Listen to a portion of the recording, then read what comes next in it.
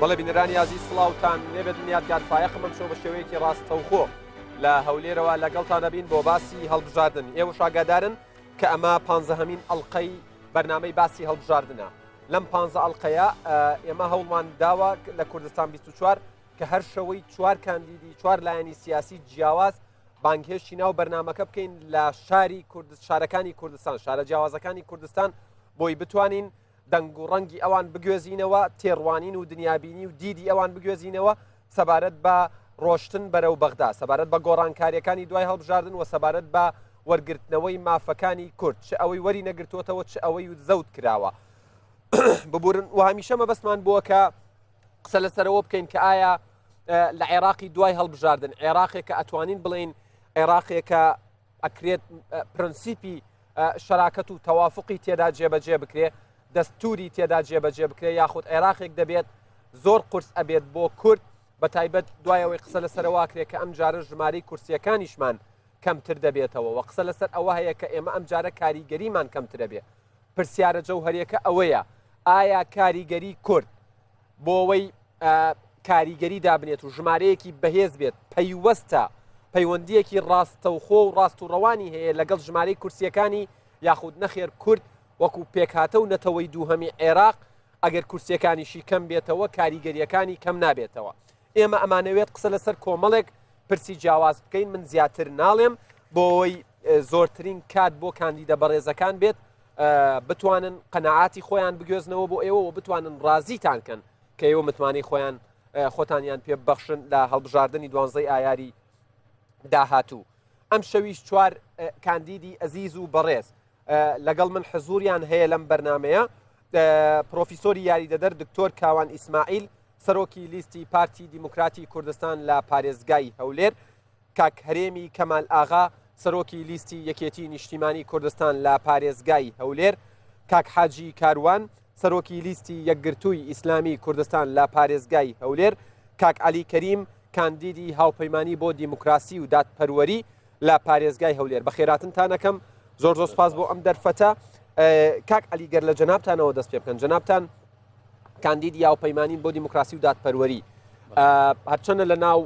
کایەی سیاست و سیاستکردندا قاڵن و دێرینن، چ خۆتان چ سەرۆکی جەنابی کاک دکتۆر بەرهەم سەرۆکی هاوپەیمانیەکەتان، بەڵام پرسیارەکە لە ئێستادا ئەوەیە، قسە لەسەر ئەوە هەیە کە لە دوای هەڵبژاردن عێراق گۆڕانکاری زۆر ڕیشەی بەسەردادێت. پرسیارەکەی من ئەوەیە، ئێوە خۆتان چۆن بۆ ئەم گۆڕانکاریانە حازر کردووە و چۆن وا ئەکەن کە بە سوودی کورد بشکێتەوە؟ فەرموو. بەناوی خۆی گەورە میهرەبان، زۆر سپاس بۆ میوانداریە و سڵاو لە جەنابت و لە هاوکارانم و لە بینەرانی خۆشەویست. لە حەقیقەتدا ئێمە هاتوین ڕوئیایەکی نوێمان پێیە، فەلسەفەیەکی نوێمان پێیە و بە هەمومانە یەک دەرچی ئەوە دەکەین عێراق چی تێدا دەگوزارێ و ئەو معادلانی لە عێراقدا هەند چۆن دەتوانیشی بکەینەوە، ئەو بکرە ناوخۆی و ئەو بکرە هەرێمی و ئەو بکرە نێو دەوڵەتانی لە گۆڕەپانی عێراقدا هاوکێشەکان یەکلا دەکەنەوە باش دەرکمان کردوون و دەستنیشانمان کردوون. ئێمە باشەوە تێدەگەین کە هەموو هەڵبژاردنێک وێزگەیەکی تازەبوونەوە ژیانی سیاسیە. هەموو قۆناغەکانی هەڵبژاردن لە عێراقدا بە دوای خۆیاندا کۆمەڵێک گۆڕانکاریان هێناوە، بەڵام دوو خاڵی ئەساسی هەیە لای ئێمە دەبێت بەردەوامیش پێداگیری لەسەر پێ. خاڵی یەکەم، کورد وەکو پێکهاتەیەکی سەرەکی عێراق لە دوای 2003ەوە کە هاتووە لەگەڵ عەرەبدا عێراقی دروست کردوتەوە، دەبێت لەسەر ئەو بنەمایە شەراکەتی حەقیقی لە بڕیار و دەوڵەتدارێتیدا هەبێت. ئەوەی لە ڕابردوودا هیچ نەبێت لە 4 ساڵی ڕابردوودا بینیمانە ئەم شەراکەتە حەقیقیت کە جەنابتان باسیەکەن هەبووە؟ نەخێر،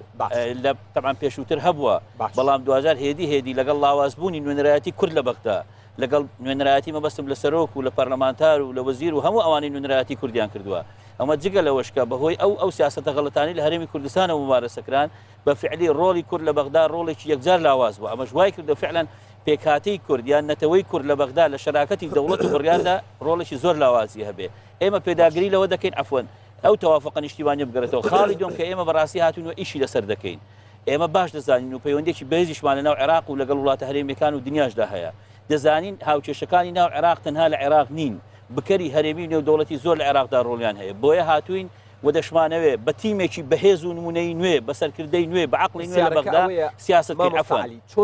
چۆن بەهێزی ئەکەنەوە. ئەوەی ویستمەوە بڵێم. بۆیە دەڵێم ئێمە هاتوین تیمێکی نوێ، کۆمەڵە کەسایەتی نوێ، کۆمەڵێک سەرکردەی نوێ، عەقڵی نوێ بنێرینە بەغدا. لە هەمان کاتدا هەموو ئەو پەیوەندیانەی هەمانە لەگەڵ هێزە سیاسی عێراقیەکان بۆ بەرژەوەندینێتەوە کەمان بەکاربێنین و باش لەوە تێدەگەین. سیاست تەنها لەناو پەرلەمان نییە، سیاست لەناو مؤسسەی حکومڕانیتیدایە بەگشتی، سیاست لەگەڵ هەموو هێزە عێراقیەکانە. پێشتر نوێنەرایەتی کوردیان کردووە لە بەغداد، درکیان بەوە نەکردووە کە سیاست تەنها لەناو عێراق نییە، بەڵکو وڵاتانی دراوسێ، وڵاتانی زلهێز بە دیاریکراوی چەند وڵاتێکی دیار هەن کاریگەریان لەسەر سیاست هەیە و لاواز بوون لە سیاستکردن و لە نوێنەرایەتیکردنی کورد بدڵنیایەوە. بەڵام شتەکە شتێکی تر بوو، عەفوەن ناڵم سیاست لەناو عێراق نەم، سیاست لەناو تەنها لەناو پەرلەمانی عێراق نییە، سیاست لەناو حکومڕانیتی عێراقدایە، سیاست لەگەڵ هێزە سیاسیەکانە لە بەغدا، سیاست لەگەڵ وڵاتانی هەرێمی و نێودەوڵەتی لە بەغدا. ئەوەی کە زۆر گرنگە ئەوەیە ئێمە دەمانەوێت بە فعلی کورد ببێتە خاوەنی بڕیار و شەراکەتی ڕاستەقینەی دەوڵەتدارەتی لە عێراقدا. ئەمەش بەڕاستی وا دەکات کە مافە دەستوریەکانمان لە عێراق پارێزراوە بێ، وا دەکات کە بە فعلی کیانی دەستوری هەرێمی کوردستان پارێزراوە بێت. لەو قەناعەتەشەوە ئەو بڕوایەمان لا دروست بووە. نوێنەرایەتێکی بەهێزی کورد لە بەغدا زەمانەتی کوردستانێکی بەهێزە. زۆر سپاس کاک عەلی. کاک حاجی کاروان، دێمەوە لای جەنابەت لە سێ خولەکدا وەکو مامۆستا عەلی پێم بڵێ ئەو ئاماژەی بەوەدا وتی نوێنەرایەتی کورد لە سەرۆک کۆمارەوە تا بەڕێوەبەرێکی گشتیگەر بتوانین تەسنیفی بکەین لاواز بووە. پرسیارەکە ئەوەیە ئێمە لە دوای هەڵبژاردن چۆن ئەم نوێنەرایەتیە بەهێز بکەینەوە کە ئەو مافانەی کە وەرمان نەگرتووە و زەود نەکراوە و ئەو مادە دەستوریانەی کە لە ساڵحی ئێمە جێبەجێ نەکراوە جێبەجێ بکرێن. تاوان بە دووسێ شتە بێ. یەک لەو خاڵانە ئەوەیە تا ئێستاکە پێشی تەشکیلکردنی هەر حکوومەتێکی عێراقی لە دوای 2023ەوە بۆ هەر بەشداریکردنیێکی کورد بەبێ ئیتیفاقی بووە، یعنی ئیتیفاقیەت فقط لەسەر تەشکیلکردنی حکوومەت بووە، لەسەر تەوزیعکردنی مەناسیب و پلەپایە و کورسیەکان بووە. لەسەر ئەوە نەبووە مەسەرەن کورد بەرامبەر ئەم فاوەزاتە بەرامبەر ئەم چوونە ناو حکوومەتە لە ڕووی دەستوریەوە مافەکانی ئەتوانێت بە دەستەبەرکە، لە ڕووی مادەی 140 ئەتوانێت حقوقەکانی خۆی بەدەستبێنێ. ئایا پێگەی پێشمەرگە، پێگەی وەزارەتی ناوخۆ، پێگەی هەموو موئسساتی حکوومەتی هەرێم لەناو ئەو حکوومەتی عێراقیە بەخۆت ئەبێ؟ ئایا مستەقبەلی کورد لە عێراقا بەرەو چۆ ئەچێ؟ ئایا ئەو مافە دەستوریانەی خۆی لە ڕووی فیدراالیەوە لە ڕووی هەموو حقوقەکانەوە بەدەست دێ؟ تەبان ئەوانە کە پێشتر هەر حکوومەتێک تەشکیل کرابێ بەم مفاوەزاتە نەچوونە. یعنی بەداخەوە من ئەڵێم کەواتەی بە تێڕوانینی ئێوە یەکێک لە خەلەلەکان ئەوە بووە مفاوەزات و مفاوەزاتەکان لەسەر تەوزیعی مەناسب بووە نەک لەسەر دەستکەوتەکان بووە. بەداخەوە ئەوەشی کە چوونەتە ئەوێت تا حدێک، یعنی ئەو کەسە پێگەکەی خۆی بۆ خزمەتی ناڵێم تەمانەوە ئەوەی کالی عێراقە، بەڵام تا حدێک زۆر نەڕژاوەتە خزمەتی هەرێمی کوردستان وەکو موئسساتەکان. ئەوە لەلایەکی تر ئەوەی کە بە پەرلەمان ئەکرێ فەرقی لەگەڵەوەی بە قیاداتی سیاسی ئەکرێ. قیاداتە سیاسیەکان ئەوان لعبە سیاسیەکانەکان، ئەوان توافقاتە ڕێکەوتنە سیاسیەکانەکەن، نەک ئەندام پەرلەمانێک. ئەندام پەرلەمان بە وەزیفەی پیشەیی خۆی هەڵەسێ، بە مؤسسەی خۆی هەڵەسێ، چاودێری تەشریعی خۆی هەڵەسێ. ئەوەی کە ئەگرێ لە پشتی پەرلەمانەوە ئەوەیە خراپ بووە. ئەوەی کە ئێستا ئێمە هەموماکەواتە پارتە سیاسیەکان و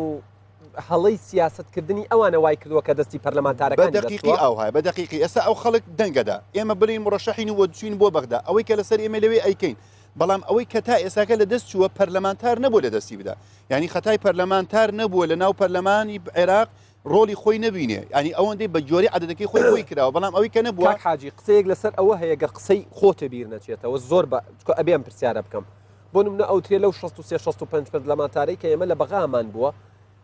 یعنی بە دیاریکراوی نزیکی 45 کەسیان بێدەنگ بوون لەو فترەیە. کەواتە چۆن ئەکرێ بڵین ئەدای پەرلەمانتارەکان خەلەل نییە؟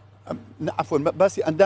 ئەندام پەرلەمانە ئەوە تاوان باسی کوتلەکەیە، ئەو کوتلە سیاسی لە پشتی ئەو بابەتەیە. من یەقینم یعنی ئەگەرە کوتلە سیاسیەکە تەوجیهی نەکا بۆ شتێک ئەکید پەرلەمانتارەکەش موقیفیە بێ. ئینسا تۆ ئەگەلەیە لە هەندێک پەرلەمانتار لە بازی فراکسیۆن لە ئەدای فراکسیۆنەکەی خۆیان لە حیزبەکەی ڕازی نەبووە، موقیفێکی موحەدی دەرکردو هاتۆتە ئەملاوە بینیمانە لە زۆربەی فراکسیۆنەکان ئەمە ڕوویداوە. کەواتە لێرە ئەبێ ئێمە چی بکەین؟ یعنی بۆ ئەوەی ئێمە بە پێگەمان بەقوت بێ لێرە ئەبێ پێش وەخت من لەگەڵ جەنابی ئەلێم شالوێ بەرنامەیەکمان کرد ئەمڕۆ هەمانەوە قسەیەکەم ئەگەر پێش وەخت هەموو لایەنە سیاسیەکان ئەم هەموو خلافاتە لا نەدەنە ئەولاوە ڕێک نەکەون لەسەر خوتەیەکی استراتیجی بە چ شێوازێک مامەڵە بکەن لە ئایندەی عێراقا، چۆن مافەکان بگەڕێتەوە، چۆن مافە دەستوریەکان بەدەست بێنین، چۆن حقوقات داگیرکراوەکانمان یا زەود لێکراوەکانمان بەدەست بێنین، چۆن ئەو ئەرزانی کە داگیر کراوە جارێکی بەدەست بێنەوە، ئەوە ئەبێ بە بەرنامەیەکی استراتیجی بێ، ئیتیفاقی لەسەری و میساقێکی شەڕف لەناو خۆمانە پێک بێنین ئەو کاتە بۆ خۆتەوە استراتیجە بچینەوە بۆ بەغدا. سپاس دەکەم کاک حاجی بێگومان دیەمەوە لاتان کاک هەرێم جەنابتان بڵین سەرۆکی لیستی یەکێتی نیشتیمانی کوردستان لە پارێزگای هەولێر کاک حاجی کاروان ئاماژەی بەوەدا پرسێکی گرنگی وروژان ئەڵێت ئێمە پێویستە لەسەر کۆمەڵێک ڕێککەوتنەکان ئەوانەی لە ڕابردووە کراوە مفاوەزاتەکان ینی تەنانەت تانەی ئەوە شەدرێکە لەسەر بەرژەوەندی کەسی بووە لەسەر بەرژەوەندیەکی شخصی و کەسی و حزبی بووە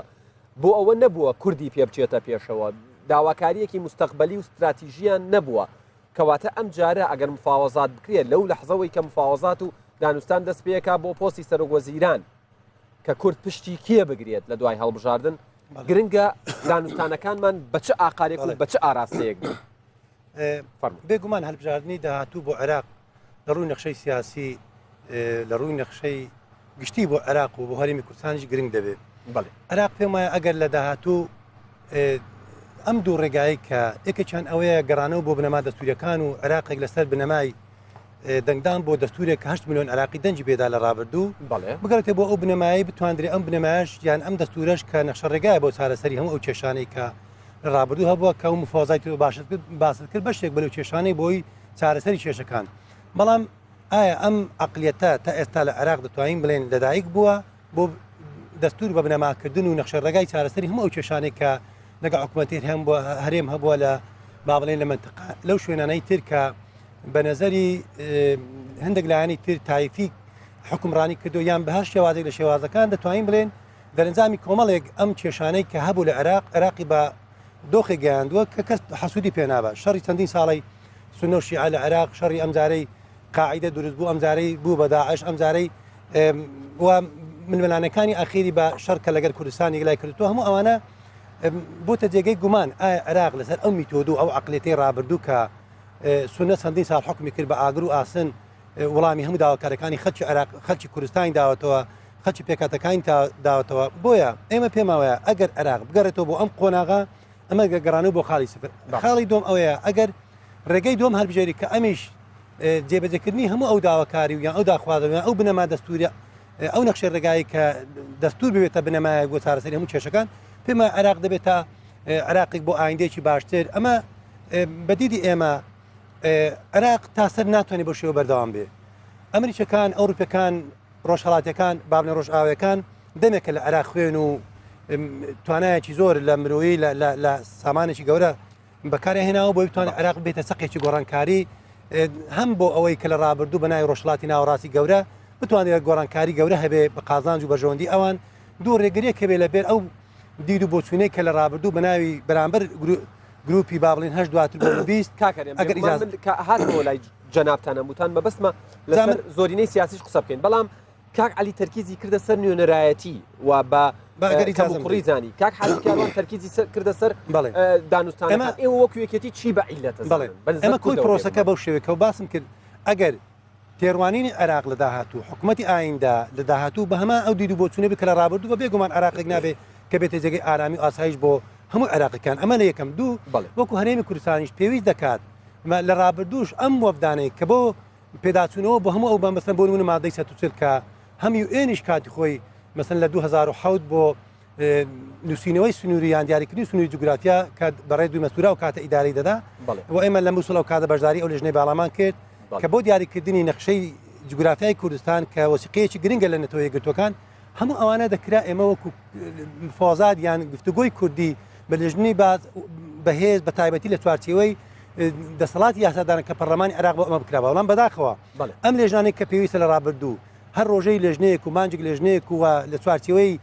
ئیتارێکی یاسایی نەبوو بێ کە ئەمانە کاریگەری یاری و گەمانە بەسەر کووردا تێپەڕیوە بەڵێ تێپەڕیوە ئەمە کاریگەری زۆر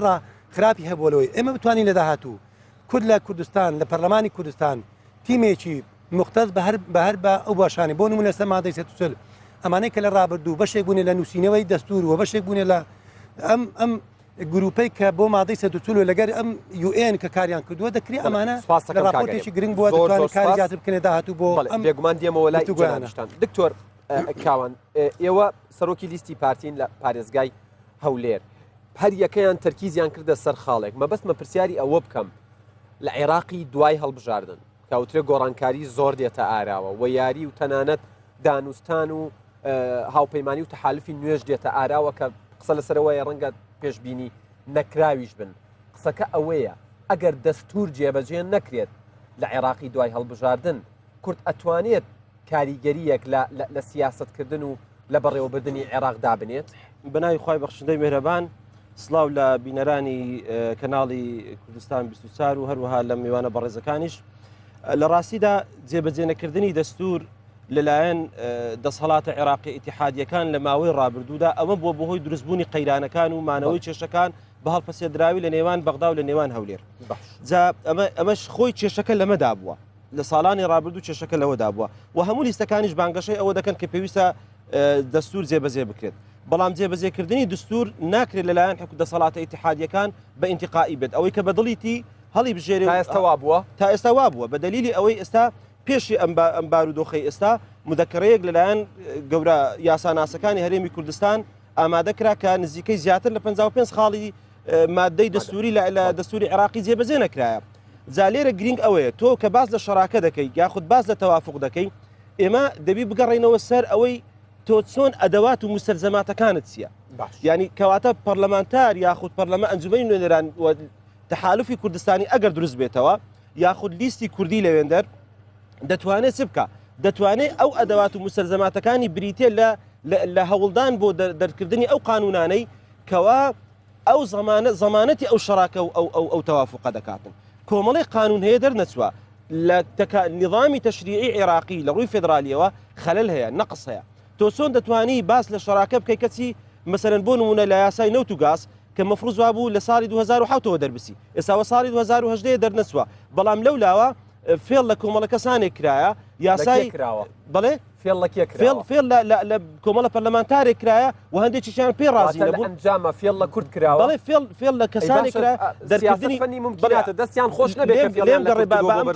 ئەم دەستەواژەیە تەواو بکەم. یاسای کۆمپانیای نیشتیمانیان دەرکردێت کە مەفروض بوو پێش دەرکردنی یاسای نەوت و گازی ئیتیحادی دەرنەچێت. یاسای مەجلیسی ئیتیحاد دەرنەچوە تاوەکو ئێستا کە مەفروض بوو دەربچێت. یاسای محکەمەی ئیتیحادی ئەمانە هەمویان کۆمەڵێک مستەلزەماتە بۆ ئەوەی کەوا شەراکەی حەقیقی و هەروەها تەوازن لە عێراق و تەوافق پارێزراو بێت. دەرنەکردنی ئەم یاسایانە بۆ سەبەبی ئەوەی دکتۆر کاوان منەمەوێ وەڵامی یەک پرسیارم دەستکەوێتەوە سەبارەت بەوەی ئایا کێشە و عیلەتەکە لە عێراقیان لە خۆمانە ینی کاتێک کە لە 2023 شیعەکان و سونەکان وردە هاتنە سەر حکم لە عێراق و بە پاڵپشتی کورد عێراقێکی مردوو زیندوو کرایەوە کوردستانیەکان ئەیانوت ئێمە ئەزمموی حکمڕانیمان هەیە ئەوان ئەو کاتێ ئێمە حکمڕانی و فەرمانڕەواییمانە کرد ئەوان لە هۆتێلەکانی کوردستان بوون. قسەکە ئەوەیە بۆ ئەوان توانیویانە لە نێوان کەوانەیەکە گۆڵمان لێ بکەن. مەسەلەکە تۆ ئەگەر هات و بەرەنگاری کێشە ناوخۆیەکان ببیەوە تۆ ناتوانی کێشەکانی لەگەڵ عێراق چارەسەری بکەیت. ئێستا مەسئلەکە ئەوەیە بریتێ لەوەی ئەوان سوء نیەیان هەیە واتە نیەت پاچیان نییە لە جێبەجێکردنی دەستور پاکیمان هەیە لە پێکەوە هەمان بووە بە دلیلی ئەوەی لە ساڵی 2023 ئێمە کوردستانی کە نیمسە دەوڵەت بووە ئەگەر ئەترافی دەولیشمان نەبووە بەزیمان هێشتە چوینە لە عێراقی نوێ بەشداریمان کردێ و عێراقێکی نوێمان بنیاد نایتەوە کەواتە تۆ ئەمە خۆی گەورەترین نیەت پاچیە و بەشدار بووی لە داڕشتنەوەی دەستور ینی ڕۆڵی سەرکردایەتی کورد و ڕۆڵی پسپۆڕە یاساییەکانی کورد زۆر وازیحە بۆیە سونەکان دەڵێن ئەم دەستورە پێویستە بدڕێ و شیعەکانیش وە نزیکەی 12 ساڵە زۆربەی زۆری بەرگەکانی دەستور جێبەجێ ناکەن کەواتە ئەمە خۆی لە خۆیدا بریتێ لە نیەت پیسیوان و نیەت پاشی کورد بەرامبەرەوان کە پێویستە باشە ئەم نیەت پاشیە ڕێزی لێ بگیرێ بەڵام ئەوان ڕێزیان لێ نەگرتیا بالمقابل محاربە. دکتۆر کاوان ئەخیر کە ساتمەوە لای تۆ کاتەکە تەواو بوو بە هەر لە تۆ بچینە ناو تەوەری نوێەوە من لە خولەکوون ینی لە یەک خولەکوسی چرکەیە پێم بڵێ کورد ئەبێت چی بکات بۆی مافەزەوتکراوەکانی لە بەغدا وەربگرێتەوە فەرموو خۆی ئەمە جوابەکەی ئەم پرسیارە بە شتێکی برێن بە بەڵەیەک و بە نەخێرێک یاخود بە دێرێک نابێت ئەمە ڕێژەیە بڵێ یەکەم جار تۆ پێویستە بە پرۆژەیەشی نیشتیمانی بە یەکگرتووی بە یەکدەستی بچێ بەغدا ئەمە یەکێکە لە خاڵە سەرچیەکان عادەت بە بەردەوام بەشەوەی هاوپەیمانی کوردستانی بڵێ هاوپەیمانیەک دروست بکرێت خۆی لە ئەساسەوە کاتێک نەیارەکانی کورد لە چ سوودیان وەرگرتێ لە پەرتەوازایی کورد سوودیان وەرگرتێ ئەمە خاڵی دووەمیان کاتێک ئەتو دەچێەوە بەغدا ئەمە نازانین نەخشەی داهاتووی عێراق چۆنە تەحالوفات چۆنە ئایا قائیمەی عەبادی زۆرترین کورسی بەدەستدێنێ یاخود قائیمەی مالیکی زۆرتر کورسی بەدەستێنێ ئەمە فرسەتێکی ذەهەبیە دەنگدەر ئەمە یەکلاکاتەوە یان ئەوە دەنگدەری وان یەکلای دەکات ئەمریکا دەنگدەری ئەوان یەکلای دەکاتەوە و لە هەمان کاتیش ڕۆلی ئێران و ڕۆلی ئەمریکا و ڕۆلی بەریتانیا و ڕۆلی مجتەمەعی نێودەوڵەتی لێرە غائب نییە باشە کەواتە لێرە تۆ ئەمە فرسەتێکی ذەهەبیە لەوەی کەوا تۆ وەکو هەرێمی کوردستان بیخۆزیەوە تەحالوفات لەگەڵ کامەلیز دەکەی و تۆ چۆن دەتوانانی زیاترین دەستکەوت لە بۆ هەرێمی کوردستان بەدەستبێنی لە ڕێگای ئەم تەحالوفاتی کە لەگەڵ ئەوانی دەکەی ئەگەرەوە نەبێ ئەوە ڕوونەدا ئەمە هەر ڕوودەدا هیچ چارە نیە لەبەر ئەوەی لە هەموو خولەکانی ڕابردوو لە هەرسێ خولەکانی ڕابردوو حکوومەتی ئیتحادی بەبێ بوونی کورد دروست نەبووە کەواتە ڕۆڵێکی سەرەکی هەبووە تەسەوڕ ناکەم بەبێ بوونی کورد ئەم ڕۆڵە ببیندرێت سپاس دەکەم دکتۆر کاکەرێن بێمە لای جەنابەت هەر وەکو جەنابی کاک دکتۆر لە خولەکێک و سی چرکەیە پێم بڵێ کورد ئەوترێت کۆمەڵێک مافی زەوتکراوی هەیە جەنابی کاک دکتۆر ئاماژەی بەوە داوتین ینی لەلایەن یاساناسی زۆر بەتواناوە نزیکەی 55 مادەی دەستوری عێراق ئەوانەی لە بەرژەوەندی کوردەیان بۆ کووردە جێبەجێ نەکراوە پرسیارەکە ئەوەیە کورد ئەبێت چی بکات بۆی مافە زەوتکراوەکانی وەربگرێتەوە بە لە بەرچاوگرتنی ئەو ڕاستی کە دکتۆر وتی ئەوان نیەتیان بەرامبەر ئێمە پاک من ئاماژەم پێدا دوو ڕگا لە بەردەمی عێراقا یان گەڕانەوە بۆ خاڵی سفر کە عێراقێک بۆی کە ئێستا چۆن بەڕێوە چوتە ئێستا یانج گەڕانە بۆ ئەو پرانسیپانەی کە پێکەوەژیان و تەواو شەراکەتی حەقیقی لە عێراق دەبێت دەست پێ بکات بۆیە بۆ ئەو نیەتەی لەلایەن بەغداوە کە لە ڕابردوو بەدینە کراوە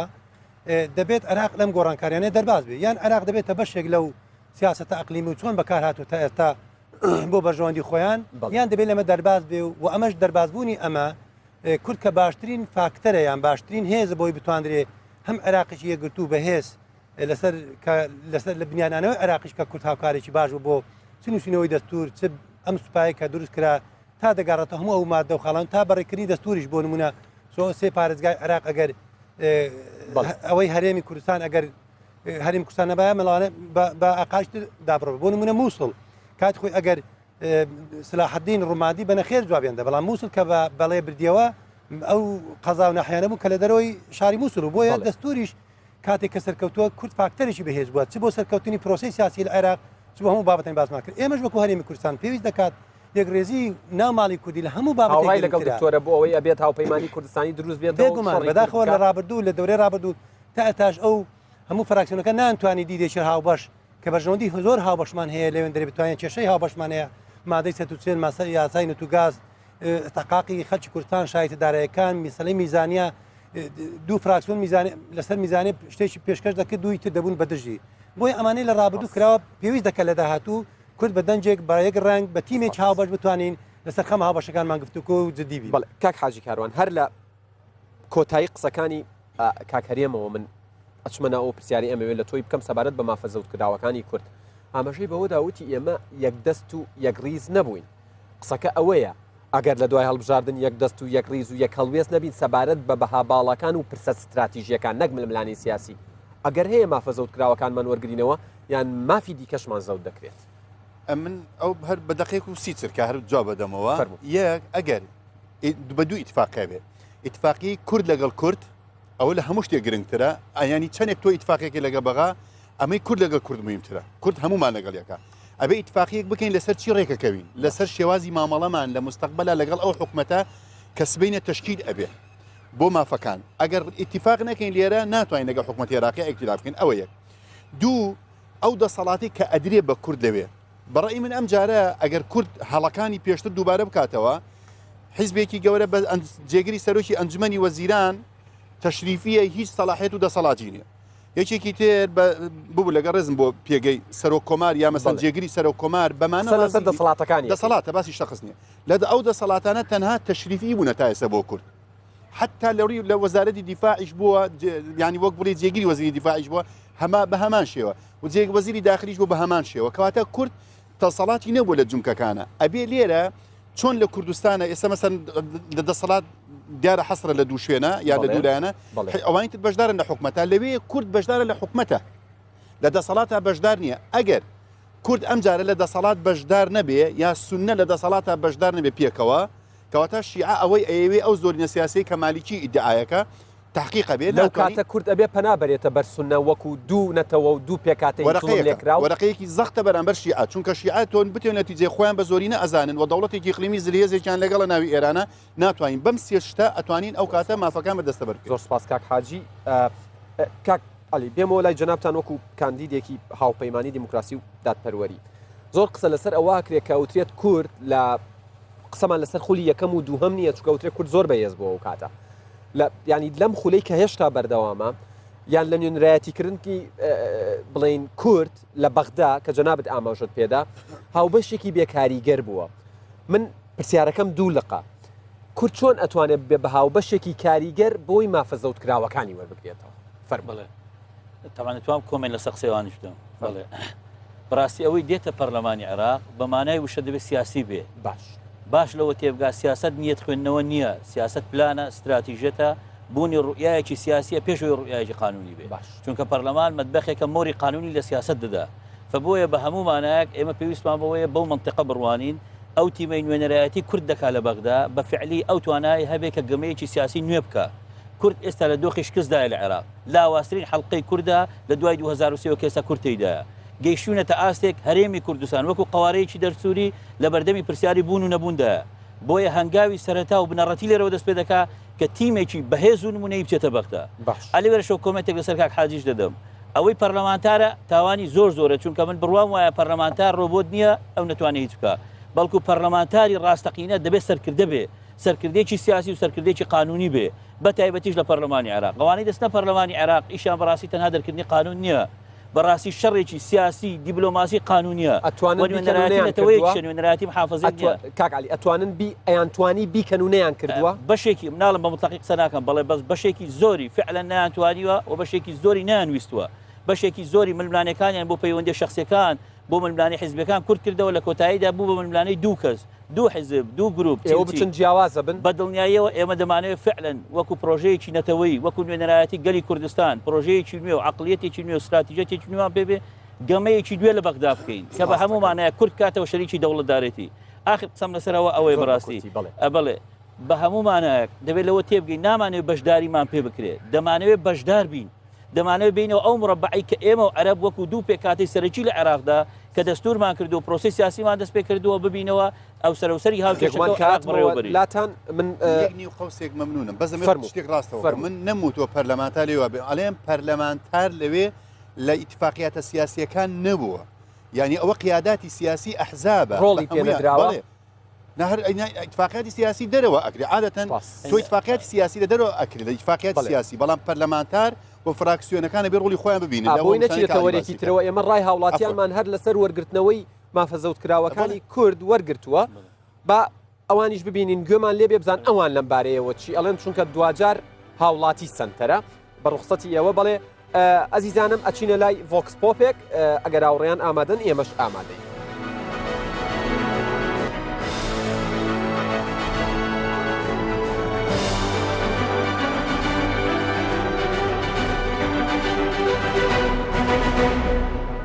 gelek cara mesela em hikmet hatun û borîn û wext hatun û çûn û ez bar nakim ku vê carê jî ew pişên heqê me bidene me çunkî Iraq nemaye Iraqê bere walo yê berê ji heqê me nedayne me bes Iraq bi gavkiya dagîrkirî hemî zan ji dewr û berê va welata herêkî sultayekayî ser şexsekî Maniye ebatî bi hîç şêweyê ne li êstaş û ne li dahatû û ne duatirîş bi hîç şêweyek mafî Kurd be û mafî Kurd cebecê bike. بەغدا قەت بەخۆی دان بە حەقی مەدانانێ دان بە حەقی ملەتی کوردانانێ دەبی ئەمە بە خۆمان یەکگرتوو بین یەکدی بگرین لۆی بتوانین حەقی خۆمان بپارێزین. من هیچ قەنەعەتێکم بە ئابادی نەماوە لە بەرەوەی بەڵێنی زۆریە بەڵێنەکانی هیچی نەبردەسەر ئەکەوێتە سەر و برادرانەی کە لە بەغا کارەکەن لە ئەنجومەنە ئەگەر بتوانن کارێکی وا بکەن دەست پێشخەری بکەن لە مافەکانی میلەتەکەمانە ئەویش ئەتوانێت پاشگەز نەبێ بەڵام ئەگەر نەتوان و یەکگرتن نەبێت لە ناویانە ئەویش پێشێلی دەسوورەکانمانەکەن داخلی دا ئێک دەنگ بینە ولەن ئەم ئێک بین و ئەگەم بووینەیەک طبعاً کوتلەکە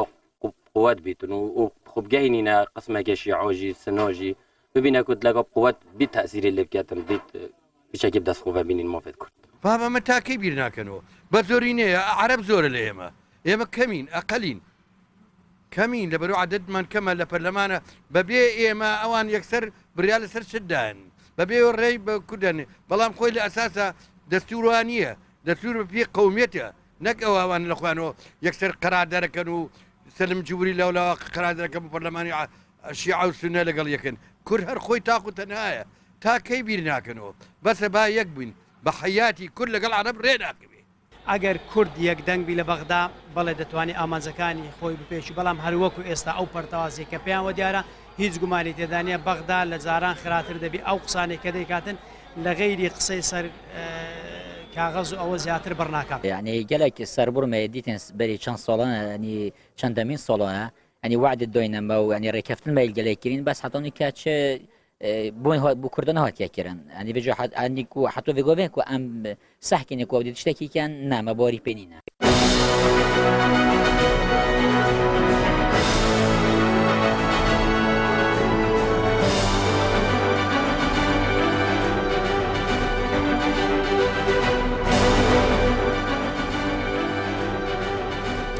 بەڵێ عزیزانم دووبارە سڵاوتان لێبێت لە باسی هەڵبژاردن بەردەوامین ئێستاش ڕای ئەم کاندیدە بەڕێزانە وەرەگرین لەسەر قسەی هاوڵاتیان کاک علیگەر لە جەنابتەوە دەست پێ بکەم ینی سەبارەت کاتێ پرسیاری ئەوە لە هاوڵاتیانەکەی ینی عەرەب حەقی کورد دەدا لە عێراق حەقی کورد بڵین زامن ئەکرێت گرنتی ئەکرێت وەک گوێ ینی باوەڕ ناکەم مافی کورد نادەن قەدان بە حەقماندانانیان هیچ قەنەعاتێکم نییە ئەگەر یەک نەبین خراپترمان بەسەر دێت ئەوان کوتلەیەکی بەقوتمان هەبێت تاکەی بیر ناکەنەوە ئێمە کەمینەین ئەوان زۆرینن با یەکدەنگ بین هیچ بۆ کورد یەک کۆمنتی ئیجابیمان نەبینی کە دڵخۆش بن تەنانەت عقدەیەکی وا دروست بۆ پرسیاری هەرچیەکەی خەڵکەر باسی عەبادیەکە بە دڵنیایە ئەوە لە فراغەوە نەهاتووە فعلەن ئەوە لە ممارەسەتی سیاسەتێکی ناتەندروست بەرامبەر هەرێمی کوردستان سیاسەتێکی داخرا و سیاسەتێکی هەڵەوە هاتووە ئەو خەڵکە قسە دەکات ڕاست دەکات دەزانین لەکوێ قسە دەکات بەڵام پرسیارەکە ئەوە ئێمە بە حەزی خۆمان دەچینەوە عێراق ئێمە بە حەزی خۆمان هەڵمامژارد و عێراقی بین ئەوە لە دەرەوەی ئارەزوی ئێمە وەکو گەلی کوردستان ئەگەر بڕێنەوە بۆ مێژوو بە جەبر ئێمە بێوە سەپاند و معادلەی شیعە و سوننیان پێڕاستکردوینەوە هەمومان دەیزانین بەڵام حقیقەتێکی شەیە کە زۆر باسی یەکگرتوویش کرا لەو قسانش کە لێرەکرا بەڕاستی یەکگرتووی لەسەر بنەمای عەفوم کە چەپاندن دروست نابێ یەکگرتووی کورد لە بەغدا لە یەکگرتووی کورد لە هەولێرەوە دەست پێ دەکات تۆ لە هەولێر سیستەمێکی دیکتاتۆرت هەبێ ئەوانی تر بچە بسێنێ بیان چەوسێنێتەوە ناتوانین لە بەغدا داوان لێ بکەی هاوبەش و هاوکارت بن بۆیە بە ئەمانەی وشە من ناتوان بەرگری کار بم لە دیکتاتۆر من ناتوان بەرگری کار بم لە چەپێنەر و چەوسێنەر لە هەولێر بەمانای وشە دەمەوێت کاتێک دیکتاتۆر هەیە دەبێ وابێ بەفعلی لە هەولێر زۆر زۆڵم هەبوو لە پێشرکاری هەیە داخستنی پەرلەمان هەیە بەسەرەن مەوزوعی نەوت هەیە ناشەفافێتی من ناتوان بەرگری لە سیاسەتێکم کە بە هەڵەی دەزانم بۆیە بەفعلی ئەگەر بمانەوە لە بەغدا یەکگرتووبین دەبێت لە هەولێر یەکگرتووبین بمانەوە لە بەغدا گەمەیەکی دیموکراسی و نوێ بکەیت دەبێت لە هەولێر بەفعلی سیستەمێکی دیموکراسی هەبێ کە بەشداری حەقیقی ئەوەی لە بەغدا هەیە ئەکرێ بڵێن سیستمێکی تا ڕادەیەک دیموکراسی ترە لەوەی لە هەرێمی کوردستان هەیە لە ڕووی ئیلتیزاماتە دەستوریەکانیەوە عێراق لە انتخابات بۆ انتخابات بە شێوەیەکی دەوری پابندە لە کوردستان انتخابات ئاگال لێ بۆ کوێ چووە لە عێراق پەرلەمان کاراترین مؤسسەی لەناو دەسەڵاتی سیاسیدا بەڵام لە کوردستان پەرلەمان چەند ساڵە پەک خراوە لە عێراق هێزە سیاسیەکان هەموو هەر بە پێی دەستور کاک علی بۆ نمونە هەر بە پێی دەستور ئەکرێت تۆ سوپای عێراق بەکاربێنی هێزی عێراقی بەکاربێنی بۆ کوشتنی هاوڵاتی و بۆ شەیدکردنی هاوڵاتی عێراق پێشرکاری زۆری کردووە عێراق سیاسەتێکی زۆر ناتەندروستی هەبووە عێراق تاوانیشی بەرامبەرگەلی کوردستان کردەوە بە تایبەتی لە دووسخورمات و لەکوێ گرفتی زۆر هەیە قسەم لەوەنیەوە دەسەڵاتی بەغداد بە دەسەڵاتێکی خواردوو دەزانم کێشەی ئەمنیان هەیەوان کێشەی گەندەڵیان هەیە کێشەی زۆریان هەیە کەواتە مادام دەسەڵاتێکی خواردووە بۆ ئێوە ئەتانەوە بڕۆن لەوێ و مافی ئێمە وەرگرنەوە بەڵێ ئەمن پرسیارەکە ئەوەیە ئێمە هەندێک پارادۆکس و تەناقوزیێکیتیانە من ئەڵێم بە ئارەزوی خۆمنی عێراقم هەڵبژاردووە من بە ناچاری نەتەوەکەم لەناو ئەو دەوڵەتەدایە بۆیە ناچارم مامەڵە لەگەڵ ئەو خەڵکانە بکەم کە خۆشیشم نەوێن حەزم لە سیاسەتیشیان نەبێ ناچارم بۆ بەرگریکردن لە مافی نەتەوەکەم بچمە بەردەمیان شەڕی دیپلۆماسی و قانونیان سیاسەتیان نەبێ لەبەر ئەوەیە کە لە بەرژەوەندی تۆ و نەتەوەکەت هەنگاونانێن کەواتە ئەمە نەتیجەکە لە ئێستەوە دیار نییە بەدە هەندێک شت بە ئارەزوی خۆت نییە بەڵێ دڵنیا بە لەوەی عێراق بە ئارەزوی خۆی هەموو مافەکانی گەلی کوردستان نادا خۆ هەر منطقی ماف وایە ماف دەستێنرێ و نابەخشرێ ئەو لە ئەلفوبائی مافی برۆفدا ئێمە دەمانەوێت شەڕێکی قانونی دیپلۆماسی دەستوری بکەین لە بەغدا بە تیمێکی نو سۆری خەڵکی تر ویستوێتی بۆ بەرژەوەندی کەسی بۆ بەرژەوەندی حزبی بۆ کاروباری کۆمەڵایەتی بەکاری بێنن یعنی ئێوەش نوێنەرایەتیتان هەبووە لە بەغدا پەرلەمانتارەکانتان کۆمەڵێک پەرلەمانتاری چالاک بوون یعنی ئەڵێ ئەوانەی کە پێش ئەمان بوونیانەوانەیەم خو لە شەڕی دەستور بەڵێ بێگومان من ئەمە ڕای هەمویان وەرەگرم لەسەر قسەیە ینی قسەی لەسەرەوە کرد کە ئەزمونونەکە لە بەغدا هەندێک لەوەی خۆمان دیموکراسی ترە وەوتی ئێمە بەخۆشی خۆمان ناچین ناچارین ئەچین ماف وەرەگرینەوە مافێک وەرەگرینەوە کە ئەوانی تر پێشووتر شکستیان لێناوە لەوەی وەریگرنەوە زانی ینی باسەکە لەوە نییە کێ لەوێت چی کردووە بۆچی شتانمان بەدەستێنەوە باسەکە لەوەیە لێرە بەرنامەداری نێنە ینی بۆ بەدەستێنانی مافەکانی خۆت یا بۆ چەسپاندنی مافەکانی خۆت لە ڕێی دەستوری عێراقیەوە کاری بۆ نەکراوە ینی ئەزان چی بکراوە تعاملمان لەگەڵ ئەحداس و ڕووداوەکانە کردووە ینی بە پێی ڕۆژ تعاملمان کردووە پێشتر خۆیان نەکەوتوین دوایان کەوتوین دوای ئەحداس کەوتوین دوای ئەحداس کەوتوین ینی زمانێک بوو پێگەی کوردەوە بە قۆت بوو پیاوێک کاریزما هەبوو ناوی مام جەلال ڕەحمەتی دەبێت ڕۆڵی خۆی بینی کورد لەوێ بە قۆت بوو بەڵام ئەو کاتە حکوومەتی عێراق خۆی بۆ خۆی زەعیف بوو پەرتەوازەیەک هەبوو بەس ئێستا کە شیعە خۆی بە قووەتە دەعمێکی ئیقلیمی بە قووەتی هەیە ئێمە نەدەعمی دۆلیمان ماوە دەعمی ئیقلیمیشمان ماوە لە ناو خۆشمانە خراپین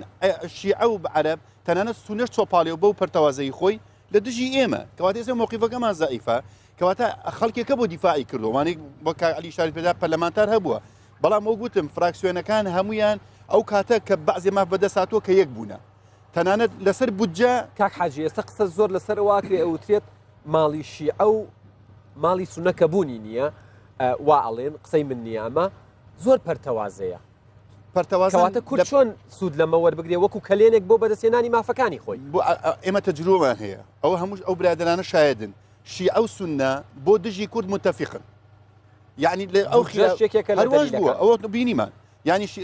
شیعە چەندێت سونەی تەدمیر کرد و پەرتەوازەی کرد و وێرانی کرد بەڵام لە دژی کووردا یەکن یعنی هەر یەکن لەبەر ئەوە ئێمە بێت چی بکەین ئێمە بۆ لەگەڵ یەکایەک نین ڕەحمەت ئەخربێ لەگەڵ یەکایەک بین لەگەڵ سونەش هەوڵ بدەین یەک بین بۆ ئەوەی شیعە بە تەڕەفێکی بەقووت نەڕوانێت ئێمە مافەکانمان نەداتێ کەواتە ئێستا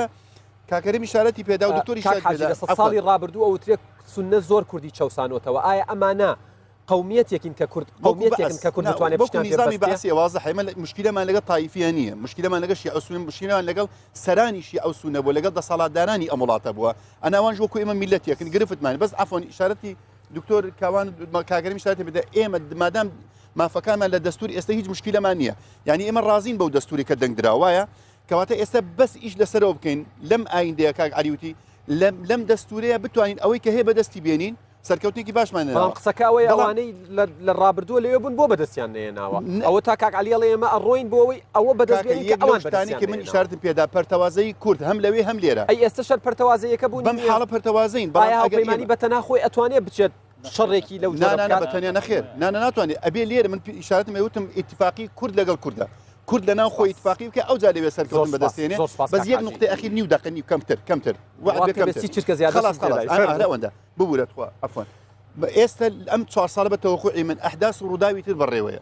یعنی ئەحداسی دووەلی لەوانەیە زۆر بە کورتی لە بەرژەوەندی کوردە یا دژی کوردە بە تەوەقوعیم لە بەرژەوەندی کوردە زۆر سپاس دەکەم کاگەرێم بێگومان کاتت پێدەم قسەکانی خۆش قسەکانی خۆت بکەین جا پرسیارەکەمەکەم فەرموو من پێم وایە خاڵی لاوازی یان ئاسایش نێتەوەیمان وەکو ڕابردوو جیاوازیەکی هەیە خاڵی لاوازی سیاسەتی هەرێمایەتی بەهۆی ئەم سیاست شکردوی دەوڵەتان کە لە ڕابردوو کردویانە بە تایبەتی ئەو سیاست هەرێمایەتی کە لە ڕابردوو هەم کاریگەری خراپی هەبوو لەسەر ئەوەی کە کورد لەگەر بەغدا بەرەو ئاراستەیەکی دش بە یەک هەنگاو بنێ و هەم بەغداش توانیتی ئەم سیاستەی کە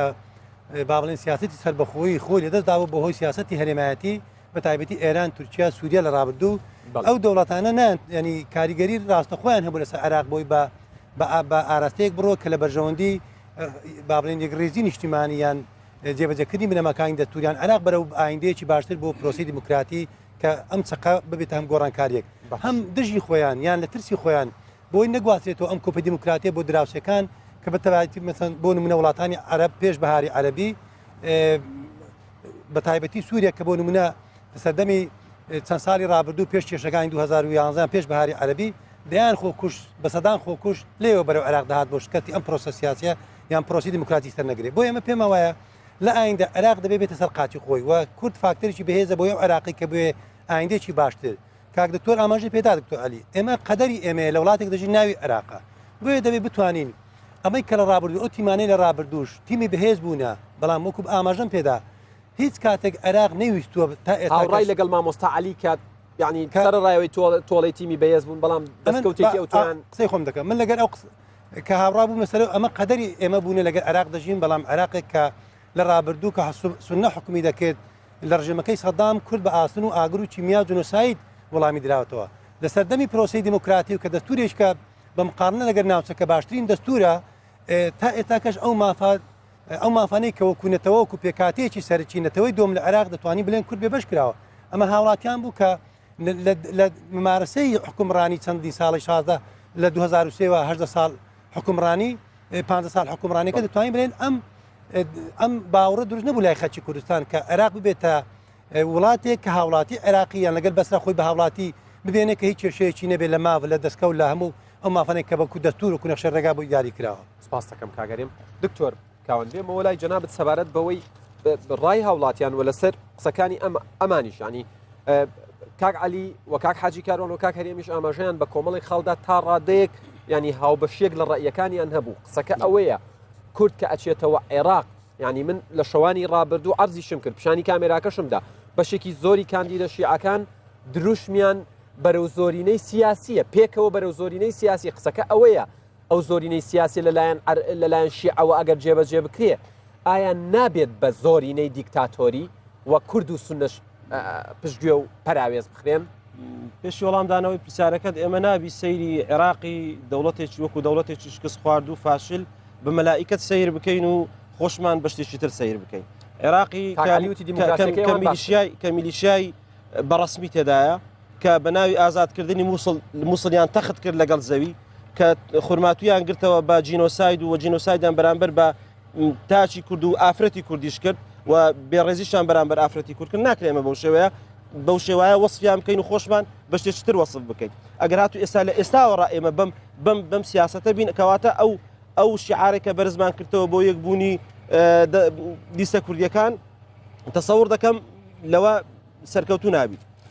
جا ئەم هاوڵاتیە بەڕێزانەی کە لە کاتی کۆمنتەکانیان فعلەن هەمویان ناحەق نین کەوە هەر هەمویان ناحەق نین کەوە باس لە بێئومێدی دەکەن لە ناومێدی دەکەن لە عێراقی ئیتیحادی چونکە لەبەر ئەوەی بە هەموو شێوازێک ئێمە بە هەموو شێوازێک خراپەمان بەرامبەر کرایە و کورد بێبەش کرایە لە مافە دەستوریەکانی لە مافە داراییەکانی کەواتە تۆ چۆن دەتوانی لەم بارودۆخە قەناعەت بەو خەڵکە بینی کەوا من دەسمەوە بەغدا ئێمە بارودۆخێکی دەولیمان بۆ خۆڵقێنرایەکەوە لەگەڵ عێراق بین ئەجینا هەرێمی کوردستان لە 25 بڕیاری خۆیدا کەوا من دەمەوێت سەر بەخۆ بم لە 1992 هەرێمی کوردستان و دەرەوەی هەرێمی کوردستانیش بەناوچە کێشە لەسەرەکان بە پێی مستەلەحی دەستوری عێراقی هەمووی لەگەڵ سەر بەخۆی بوو بەڵام ئەوە بارودۆخێکی نێودەوڵەتی واد لێ دەکات تۆ بچێەوە بەغدا کەواتە تۆ قەناعەت بە تاشی کورد بەوە دەینیکەوە بارودۆخێکە من چارەم نییە دەبی بسمەوە بەغدا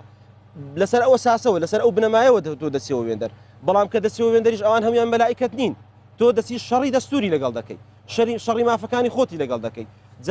وەکو پارتی بە ناچاری ئەچنەوە بەغدا مەسئلەکە ناساری بوون و ناساری نەبوون نییە بەو شێوازە بارودۆخێکەیە واقعەکەیە تۆ واد لێ دەکات تۆ بسیەوە بەغدا باشە با ناوی لێنێ ناساری یاخود ناساری قسە لەسەرەوە هەیە وتری عقلێتێک لە بەغدا هەیە کە بۆ نمونە ینی دیارترین نمونە ئێمە حەیدەر عەبادیمان بینی کات سەردانی کوردستانی کرد ینی بۆ نەوەستاوە لەو شوێنەی کە شەهید حوسێن مەنسوور کە شەهید بڵێن چەندین شەهیدی تریش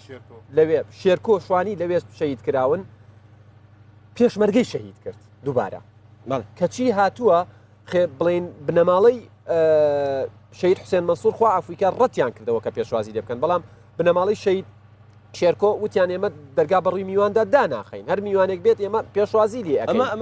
قسەکە ئەوەیە ینی عقلێتی عەبادی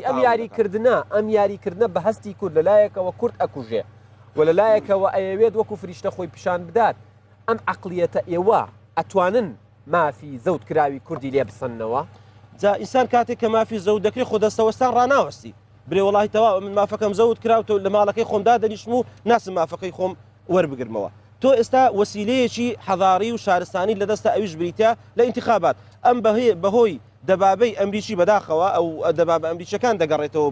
بۆ کەرکووک و هەوڵش دەدا بێ کوردستانە لێ ڕژ بکاتەوە بەڵام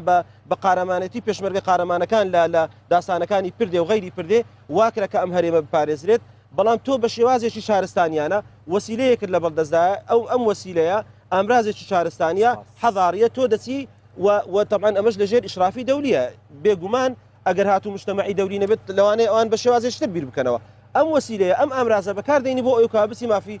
ئەگەر تا ئەوەی پێت دەکرێت ئەوەی لە توانەدایە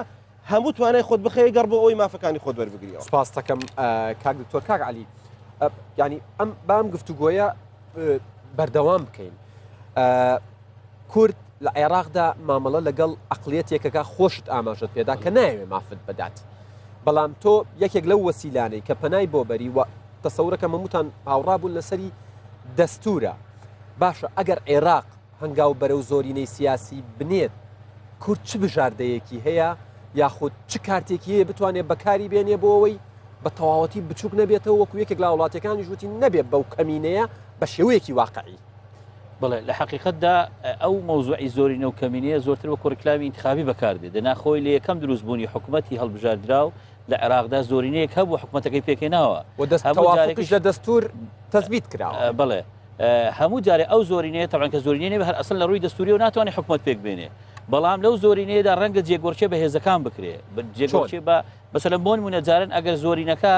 وابوو بێ هەموو شیعە بوو بێ بەشێک لە کورد و سونەی هەوەرگرتە بێ، ئەم جارە ڕەنگە زۆرینەی سونەیەک لەگەڵ زۆرینەی شیعەیەک لەگەڵ بەشێک لە کورد وەربگرێتەوە. دەنا هەر بخۆی بەپێی دەستور دەبێت ئەوەی زۆرینەی هەبێ بڵێن کورسەکانی بگاتەوە حدێک کە دەستور ڕێگەیدا ئەو ببێ. مامۆستا عەلی هەست ناکەی معالم و نیشانەکانی ئەم جۆرە سیاستکردنەیە لە کاتی پەسەندکردنی بودجە بە وازحی دەرکەوت. کورد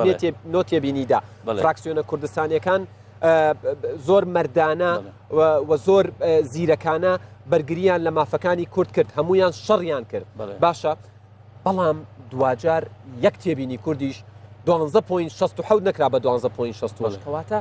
قسە لەسەر ئەوەیە عێراق بەرەو دیکتاتۆریەتی زۆرینە هەنگاو نانێت کە گوێت لێ نەگرن. ئێمە شکستێکی سەربازی و شکستێکی سیاسی و شکستێکی ئابووریمان بەرەو بەغدا هەبووە. لەو کاتەدا کورد بەو نوێنەرایەتی هەی بۆ بەو دۆخی لە عێراقدا هەی بۆ تا انتخاباتەکانش تەسەور دەکەم بەردەوام بێ ناتوانێت گەمەیەکی نوێ لە عێراق بکات. بۆیە دەڵێن بە فعلی ئەو شکستە سەربازی بەسەر کورددا هاتۆ، شکستە سیاسی هاتۆ، شکستەی کە خاچی کوردستانمان لە دەستداوە لە معادلەکە دیارە چۆن بووین. لەوێدا فعلا نوێنەرایەتی کورد بە ئەو پەڕیلاوازی چۆتەوە بەغدا. بۆیە بەڕاستی قسەکردن وەکو بڵێ هەرسەر گوێی لە نەگیرەوە هەموو ئەو سزایانەی 13 سزایی لە پەرلەمانی عێراقەوە بەسەر هەرێمی کوردستاندا دران فعلا ئەوە بۆ سزادانی جەماعی خەڵکی کوردستانە لە دوای مەوزوعی ڕیفراندۆم. من دەبێت ئەوە بڵێم بەڕاستی کورد پێویستی بە عەقڵێکی نوێیە بۆ گەمەیەکی نوێ لە بەغدا. گەمەکە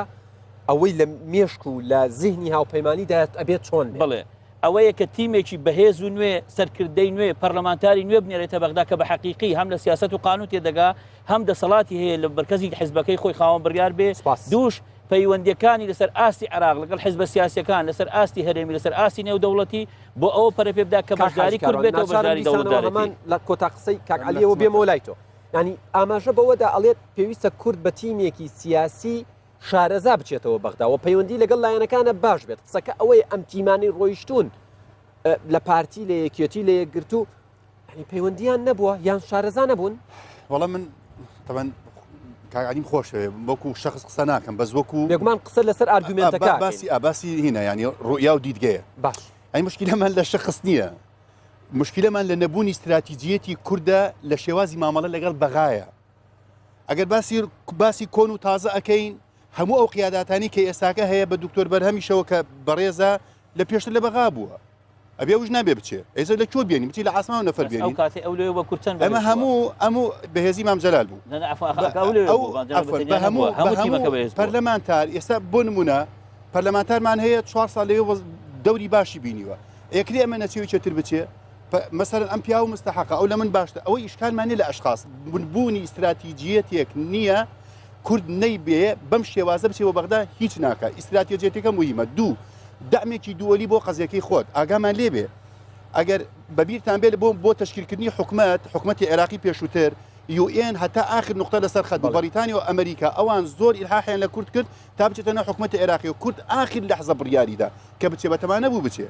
خۆ زۆر تەبیعیە ئەو کاتە کورد وەرەقەی تری بەدەستێت چکە ئێستا ئێمە بە قسەی ئەمریکا وتی بچنەوە بەغا بۆ مافەکانی کورد ئێستا وەرەخانەی بەدەستەوە ماوە بەدەستیەوە ماوە طبعاً بۆ ئێستا ئەزانین بۆ بەدەستیەوە ماوە کورد پێگەکەی هەرماوە خۆ هەرێمی کوردستان دەست نەچووە ڕاستە ئەو دەمە ئیقلیمیەمانە بەڵام ئێستاکە مادام تۆ بە پێی ویستی ئەوروپا و ئەمریکا چوویتە ناو حکوومەتی عێراقی مادام وجودت هەیە و بەشداری لە ناو حکوومەتی ئایندی عێراقی وەرەقێکی باشە مادام ئەوان ویستویانە لە دوای ئەنجامدانی ڕفراندەمیشەوە بچینەوە بەغدا کەواتە ئەوان ڕێگر ئەبن لەوەی کە عێراق بەرەو زۆرینەی سیاسی ئەنگاو بنێ ئەستان زۆرینەی سیاسی هەڕوو نادەکات علی شارت پێدا ئەوە هینی ئەوەیە چۆنەڵی حملێکی دیعایی ئەلامێ ناتوانن نەمقتەدا سەدر لەگەڵێتی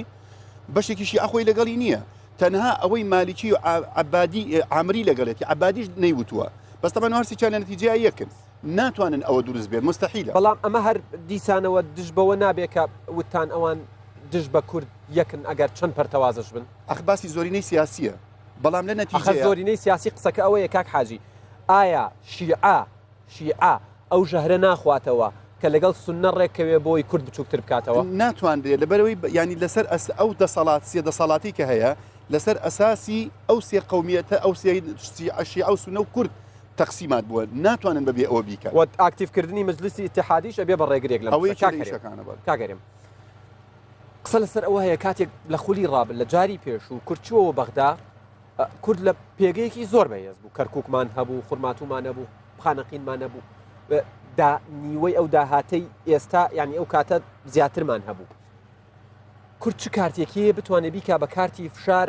بەوەکو کاکعلی وتی ئێمە لە پێگەی بەلاوازی نەچینەوە بەغدا بە پێگەیەکەوە بچینەوە کە ئێمە پێکهاتەیەکین ئەبێ گوێمان لێ بگیرێ و هێز نەبێت بتوانێت زۆرینەی سیاسی جێبەجێ بکە و عێراقیش بەبێ کورد ناچێ بەڕێوە لەم منتەلەقەوە سیاست بکرێت ئەمە چۆن ئەکرێت ئێوە بە ممکنی ێزانن